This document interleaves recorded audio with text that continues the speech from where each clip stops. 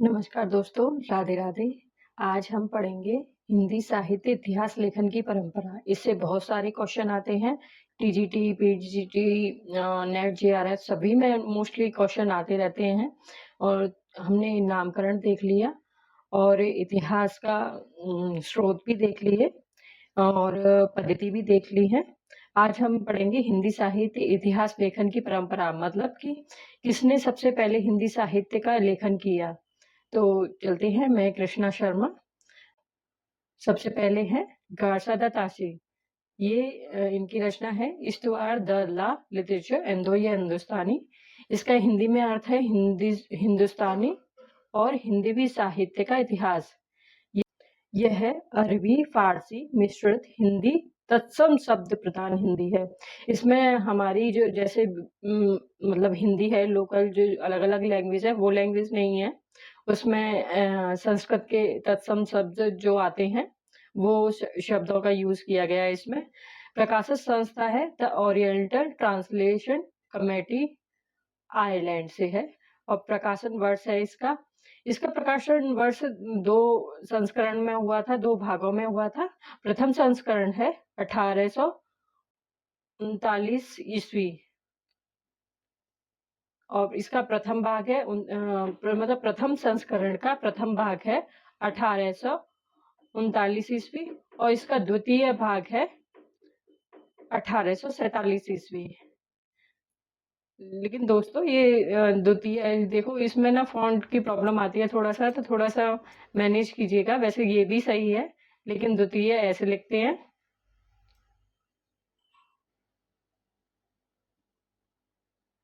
तीय, द्वितीय, ऐसे द्वितीय लिखा जाता है।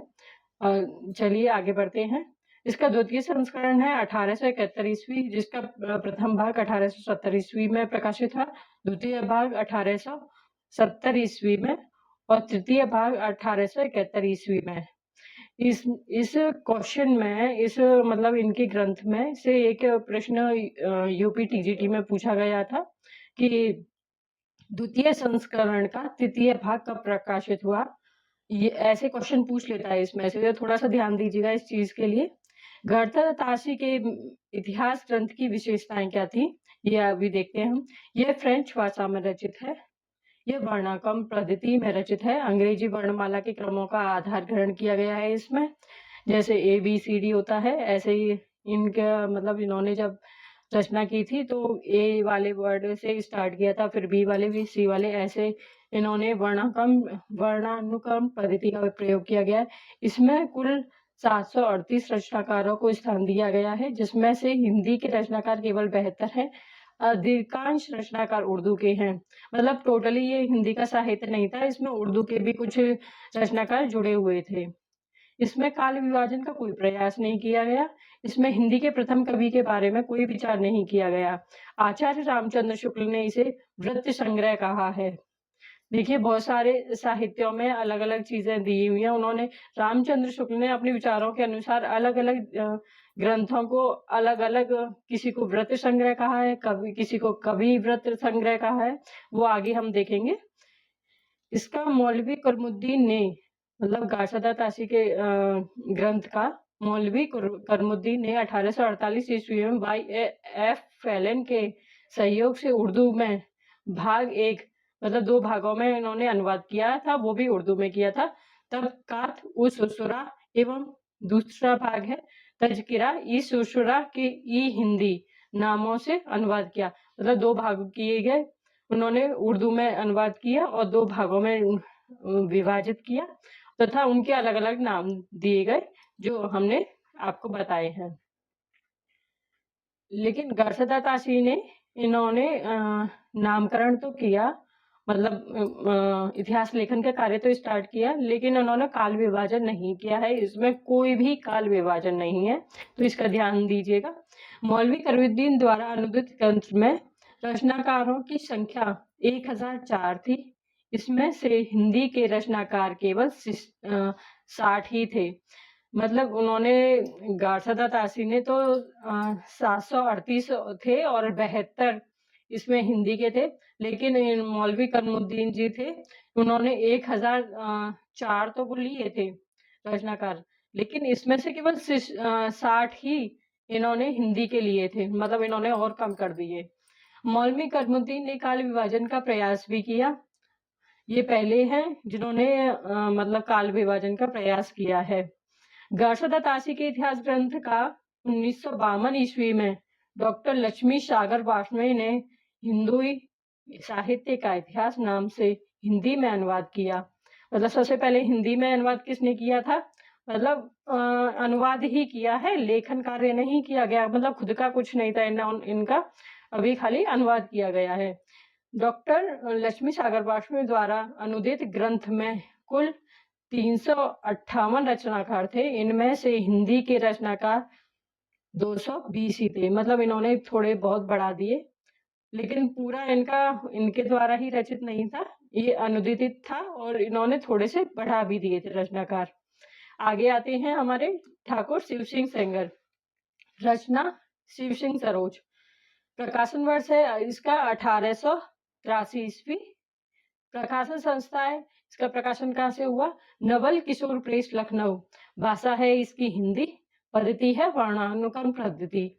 कुछ रचनाकार कुल रचनाकार 1003, जिसमें है प्राकृतिक हिंदी अपभ्रंश, तथा इसमें हिंदी के मतलब रचनाकार कितने थे? 667 हिंदी के थे। मतलब इन्होंने भी रचना की, लेकिन प्रॉपर हिंदी में नहीं की थी। इसमें भी 3 भाषाओं के उन्होंने, हिंदी की ही 3 भाषाएं हैं ये, प्राकृत, हिंदी और अपभ्रंश, तीनों भाषाओं के मिलाकर के इन्होंने रचना की थी शिव सिंह सरोज, और इसमें भी 667 हिंदी के ही थे और बाकी सब इन दोनों भाषाओं से मिलके बने हुए थे। ठाकुर शिव सिंह सेंगर ने इतिहास ग्रंथ की विशेषताएं। यह इतिहास ग्रंथ कालिदास त्रिवेदी के कालिदास हजारा के आधार पर लिखा गया। इसमें काल विभाजन का कोई प्रयास नहीं किया गया, मतलब इसमें भी कोई काल विभाजन नहीं हुआ।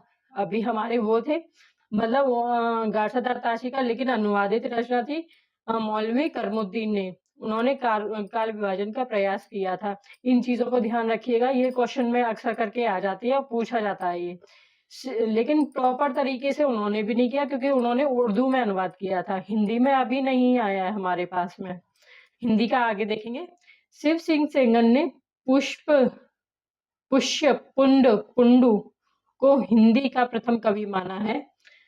आचार्य रामचंद्र शुक्ल इसे इतिहास ग्रंथ नहीं मानते, इन्होंने इसे व्रत संग्रह कहा है, मतलब इसको अभी व्रत संग्रह का, आपको बताया था सबको अलग अलग नाम दिया है, थोड़ा सा आप देखिएगा। अब आते हैं तीसरे रचनाकार, जॉर्ज अब्राहम ग्रियर्सन। रचना है इनकी the modern vernacular literature of northern Hindustan. प्रकाशन वर्ष, पत्रिका के विशेषण के रूप में प्रकाशन 1888 ईस्वी में हुआ, मतलब पत्रिका के रूप में, और पुस्तकाकार के रूप में हुआ इनका प्रकाशन 1889 ईस्वी में। प्रकाशन संस्था है the Royal Asiatic Society of Bengal. पद्धति है इनकी कालानुक्रम पद्धति।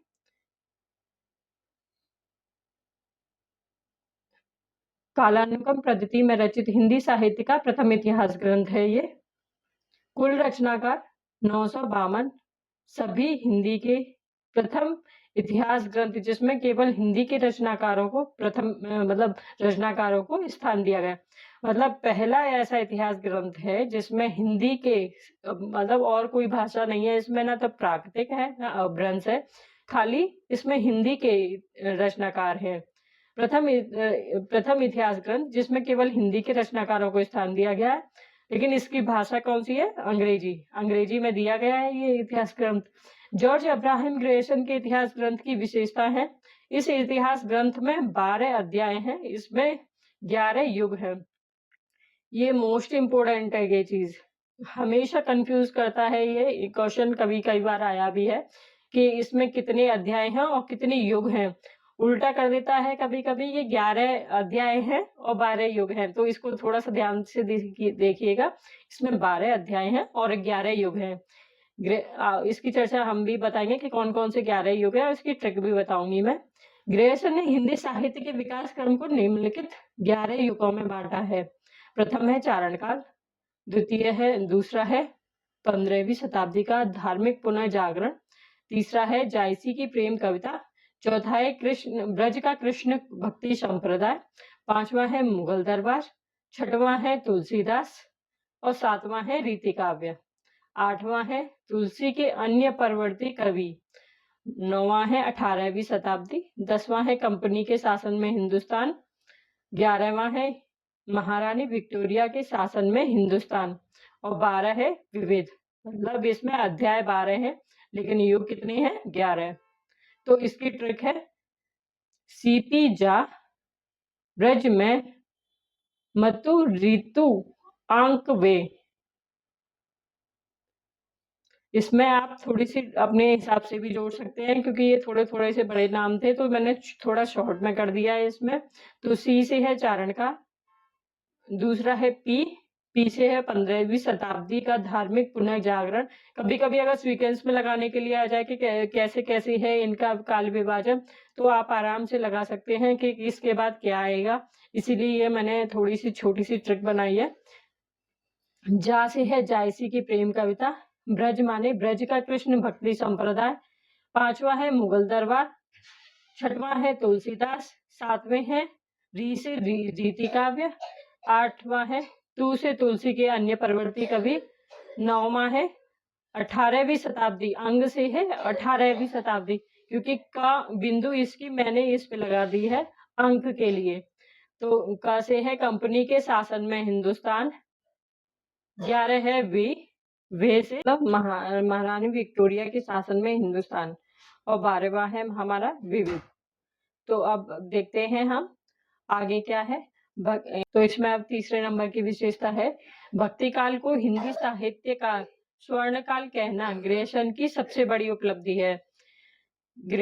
चौथा है ग्रेयर्सन ने हिंदी को अंग्रेजों द्वारा आविष्कृत भाषा माना है। यह इसका सबसे बड़ा दोष है, मतलब कि इन्होंने कहा कि हिंदी अंग्रेजी भाषा द्वारा ही विकसित हुई है, अंग्रेजों द्वारा ही विकसित हुई है, तो ये इनका सबसे बड़ा दोष था। ग्रेयर्सन ने भक्ति आंदोलन को ईसाईयत की देन माना, मतलब जब अंग्रेज थे तो अंग्रेजी भाषा से मान रहे थे और इसलिए ये भक्ति आंदोलन को भी इन्होंने ईसाईयत की देन माना, मतलब ईसाइयों की देन ही माना है, यह भी सबसे बड़ा दोष है।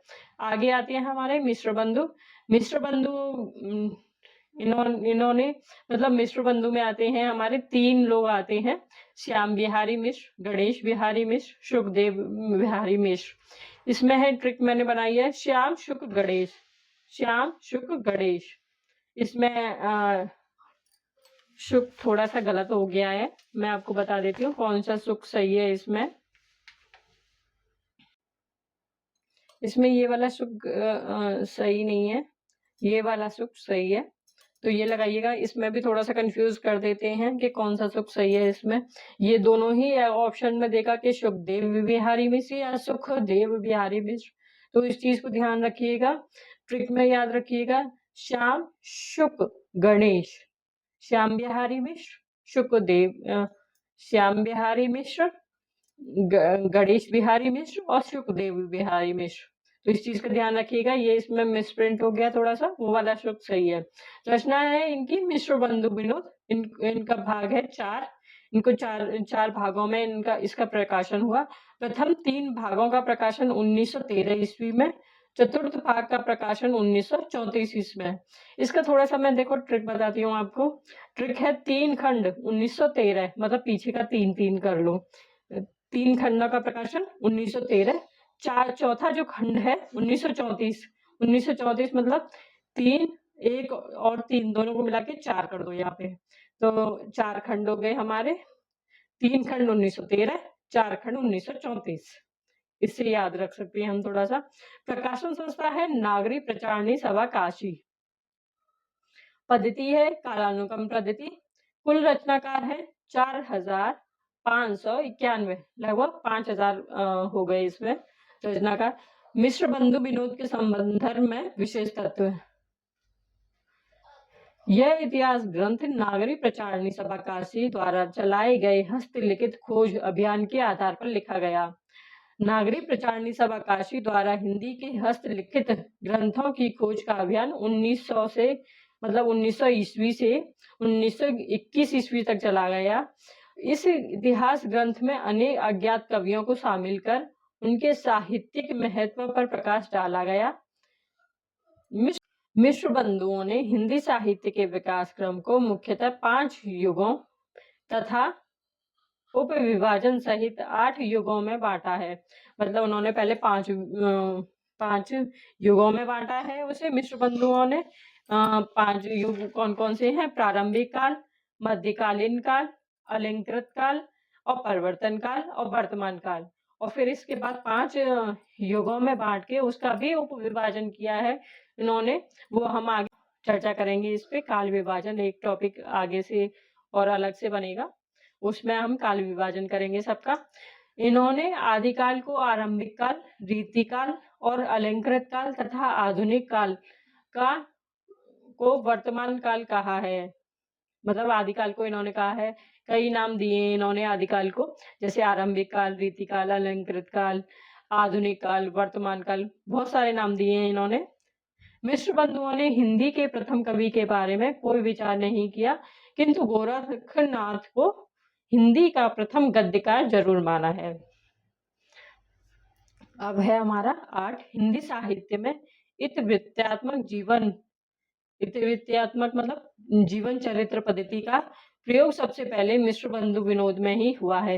ये एक पद्धति होती है, इसमें जीवन उस रचनाकार तथा उसके रचनाकार से संबंधित रचना तथा उनकी जीवन वृत्त का अध्ययन किया जाता है। इसी पद्धति को हम कहते हैं इतिवृत्तात्मक पद्धति।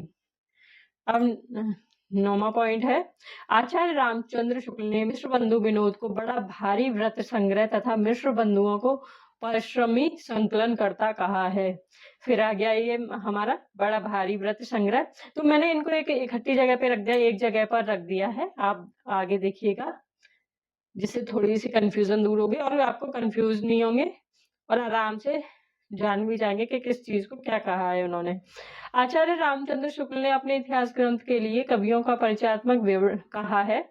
के परिचयात्मक विवरण मैंने मिश्र बंधु विनोद से ही लिए है। मतलब उन्होंने अपने जो इतिहास ग्रंथ लिखा है उसमें कवियों का परिचय इन्होंने मिश्र बंधु विनोद को ही इन्होंने अपना आधार ग्रंथ माना है। आचार्य रामचंद्र शुक्ल, अब आगे हमारे इनकी रचना है हिंदी साहित्य का इतिहास। प्रकाशन वर्ष है 1929। प्रकाशन संस्था है नागरी प्रचारणी सभा काशी। पद्धति है विधेयवादी पद्धति। कुल रचनाकार है 997 और लगभग 1000।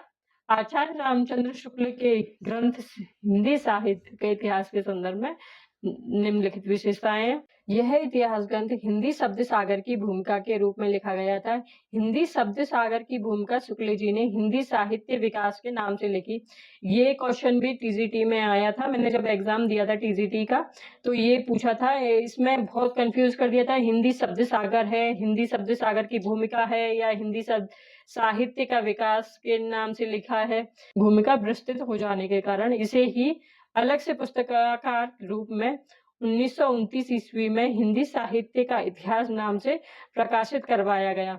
मतलब जो उन्होंने शब्द सागर ग्रंथ लिखा था उसकी भूमिका लिखनी थी आचार्य रामचंद्र शुक्ल जी को, लेकिन भूमिका ही इतनी लंबी हो गई उनकी कि उन्होंने हिंदी साहित्य का विकास नाम से अपना एक अलग ही पुस्तक का बना ली और उसका प्रकाशन करवाया 1929 ईस्वी में। यह विधेयवादी पद्धति में रचित हिंदी का प्रथम इतिहास ग्रंथ है। लेकिन यह पद्धति है, उन्होंने जब इतिहास ग्रंथ या भूमिका लिख रहे थे तो इन्होंने विधेयवादी पद्धति में लिखा था। तो यह विधेयवादी पद्धति में रचित हिंदी का प्रथम इतिहास ग्रंथ है। इसे सही अर्थों में हिंदी साहित्य का पहला प्रामाणिक इतिहास ग्रंथ माना जाता है। इसका संशोधित एवं परिवर्धित संस्करण 1940 ईस्वी में प्रकाशित हुआ। शुक्ल जी ने हिंदी साहित्य के विकास क्रम को 4 युगों में बांटा है।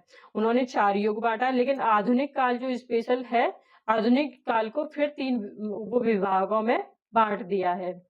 शुक्ल जी ने मुंज या भोज को हिंदी का प्रथम कवि मानते हैं। शुक्ल जी चंद्रबरदाई को हिंदी का प्रथम महाकवि मानते हैं। इस इतिहास ग्रंथ में कवियों लेखकों की रचना शैली का वैज्ञानिक विश्लेषण किया गया है। इस इतिहास ग्रंथ में प्रत्येक काल व शाखा की सामान्य प्रवृत्ति का वर्णन करने के बाद प्रमुख कवियों का वर्णन किया गया है। शेष कवियों को फुटकल श्रेणी में रखा गया है। कवियों एवं उनके काव्य के मूल्यांकन में समालोचनात्मक दृष्टिकोण अपनाया गया है। अब हमारे आते हैं डॉक्टर राम कुमार वर्मा। इनकी रचना है हिंदी साहित्य का आलोचनात्मक इतिहास। प्रकाशन वर्ष है 1938 ईस्वी। पद्धति है आलोचनात्मक पद्धति। पद्धति मैंने आपको पहले ही समझा दी है कि कौन कौन सी क्या क्या पद्धति होती है। तो डॉक्टर राम कुमार वर्मा के इतिहास ग्रंथ की विशेषताएं हैं। यह इतिहास ग्रंथ नागपुर विश्वविद्यालय के लिए शोध प्रबंध के रूप में लिखा गया। मतलब ये इतिहास ग्रंथ वैसा इतिहास ग्रंथ नहीं है जो उन्होंने सब लोगों ने लिखा है। ये एक शोध प्रबंध के रूप में लिखा गया था। दूसरा है नागपुर विश्वविद्यालय ने इन्हें 1940 ईस्वी में डॉक्टरेट की उपाधि प्रदान की। यह अधूरा इतिहास ग्रंथ है। इसमें 693 ईस्वी से 1693 ईस्वी तक का ही वर्णन है। मतलब ये अधूरा इतिहास ग्रंथ है। इसमें पूरा इतिहास का वर्णन नहीं किया गया है क्योंकि ये एक शोध ग्रंथ था, इसीलिए शोध प्रबंध था, इसीलिए अधूरा है। डॉक्टर राम कुमार वर्मा ने स्वयंभू को हिंदी का प्रथम कवि मानते हैं। अब आ जाते हैं हमारे आचार्य हजारी प्रसाद द्विवेदी। देखिए फ़ॉन्ट की वजह से थोड़ा सा कंफ्यूज मत होइएगा। मैंने आपको पहले भी बताया कि फ़ॉन्ट की प्रॉब्लम इसमें आ रही है पीडीएफ बनाने में, तो ये अक्सर करके ये दा ही थोड़ा दिक्कत करता है। ऐसे बनता है द्विवेदी। तो हमारे हैं आचार्य हजारी प्रसाद द्विवेदी। रचना है हिंदी साहित्य की भूमिका। इन्होंने 3 पार्टों में विभाजन किया है। हिंदी साहित्य की भूमिका 1940, दूसरा है हिंदी साहित्य उद्भव और विकास 1952 में है इनका, और तीसरा है हिंदी साहित्य का आदिकाल 1953 ईस्वी। आचार्य हजारी प्रसाद द्विवेदी की विशेष तथ्य क्या है, मतलब विशेषताएं क्या इनके इतिहास ग्रंथ की। इन्होंने रचनाकारों के मूल्यांकन में समाज शास्त्रीय दृष्टिकोण अपनाया है। मतलब समाज शास्त्रीय दृष्टिकोण मैंने आपको बता दिया कौन सी पद्धति होती है जिसमें कि रचनाकार ने समाज के लिए क्या कैसे प्रभावित करेगी, वो होती है समाज शास्त्रीय पद्धति या दृष्टिकोण अपनाया है, पद्धति होती है। इन्होंने इसी पद्धति का यूज किया, मतलब प्रयोग किया है। इन्होंने हिंदी साहित्य के विकास क्रम को 4 युगों में बांटा है तथा शुक्ल जी के वीर गाथा काल को जोड़ देकर आदिकाल कहा है। मतलब शुक्ल जी ने तो आदिकाल को वीर गाथा काल कहा था, लेकिन हजारी प्रसाद द्विवेदी ने इसे आदिकाल ही कहा है। अब तीसरा आते हैं, इन्होंने आदिकाल को अत्यधिक व्याघातों एवं विरोधों का युग कहा है। इन्होंने भक्ति आंदोलन को भारत की सांस्कृतिक चेतना के विकास का परिणाम माना है तथा भक्ति काल को एक नई दुनिया कहा है। ये अब्दुर्रहमान को हिंदी का प्रथम कवि मानते हैं। मतलब एक ही है ये अब्दुल रहमान, इनके अलग अलग नाम हैं ये। तो इनको इन्होंने हिंदी का प्रथम कवि माना है, सबसे प्रथम कवि। छठवां है, शुक्ल जी ने इन 12 रचनाओं के आधार पर आदिकाल को वीर गाथा काल कहा था। आचार्य हजारी प्रसाद द्विवेदी ने जिनमें से अधिकांश को आदिकाल के बाद की परवर्ती रचनाएं मानते हैं। में से इन्होंने 12 जो रचनाएं थी शुक्ल जी की, उनको आधार ग्रंथ मानकर उन्होंने वीर गाथा काल कहा था। शुक्ल जी ने हजारी प्रसाद द्विवेदी जी ने इसका खंडन किया था और अधिकांश उन्होंने बताया था कि अधिकांश रचनाएं को आदिकाल के बाद की प्रवर्ती रचनाएं मानते हैं। ये सारी आदिकाल की रचनाएं नहीं थी। अब आते हैं हमारे डॉक्टर गणपति चंद्रगुप्त। रचना है हिंदी साहित्य का वैज्ञानिक इतिहास। इसके भाग हैं 2। प्रथम भाग है 1964 ईस्वी, द्वितीय भाग है 1965 ईस्वी। पद्धति है वैज्ञानिक पद्धति। डॉक्टर गणपति चंद्रगुप्त के संदर्भ में विशेष तथ्य क्या है, इन्होंने शालिभद्र सूरी को हिंदी का प्रथम कवि माना है। इन्होंने आदिकाल को प्रारंभिक काल व शून्यकाल कहा है। अब आते हैं हमारे डॉक्टर नगेंद्र, हिंदी साहित्य का बृहत इतिहास। खंड है इसके 10, प्रकाशन वर्ष है 1973 ईस्वी। अब मैं बता देती हूँ हमको। शुक्ल जी के अनुसार भी व्रत संग्रह शिव सिंह सरोज को कहा है इन्होंने। बड़ा कवि व्रत संग्रह the modern vernacular literature of northern Hindustan को कहा है। बड़ा भारी कवि व्रत संग्रह मिश्र बंधु विनोद को कहा है। अब आगे आती है नागरिक प्रचार सभा काशी द्वारा प्रकाशित हिंदी साहित्य का बृहत इतिहास। इसको हम कल पढ़ेंगे क्योंकि क्लास काफी लंबी हो जाएगी, तो अभी इसको 2 भागों में कर लेते हैं हम। तो आज के लिए इतना ही। अगर क्लास अच्छी लगी हो तो लाइक कीजिएगा, शेयर कीजिएगा और अगर चैनल सब्सक्राइब न किया हो तो सब्सक्राइब कीजिएगा।